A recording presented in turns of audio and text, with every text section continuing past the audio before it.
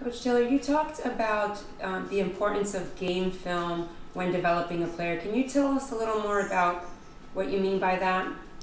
Yeah, I think that there's two types of game film to watch. There's games you watch on TV, and then there's games you record of yourself. And every parent now today seems like they all record their kids playing. So if you're going to watch yourself play, watch it for as if you're a student of the game, not just a fan looking at yourself because you're cute on the court. I think that you need to study your shot, study your movements, have someone that's of the right caliber evaluating that film, not just your mom and dad.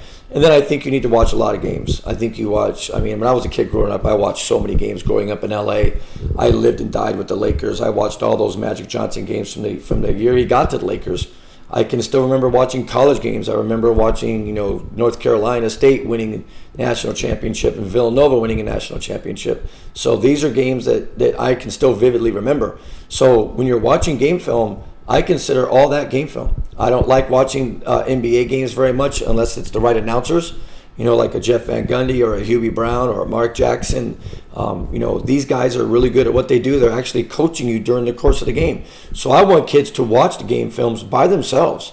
No distractions, studying the game. Now with the technology that I didn't have of DVRs and rewinding games and watching the same play 15, 16 times, you could really learn a lot. So I really want kids to watch games on TV as much as possible, even more so than watching themselves. When they watch themselves, maybe video yourself working out, video yourself getting shots up on your own, and then bring that video in, just watching it on your phone and watch your footwork and watch your release point. Is it the same shot every time? Is it muscle memory, or are you scattered all over the court? So to me, game film is something that is so valuable that very few coaches do. Very few coaches that I'm aware of when I travel around the world watch game film on a regular basis of the high school teams. I'm talking about high school coaches. They don't watch film of their game the previous night, and they'll watch a game of the team they're going to play. Like scouting is more important.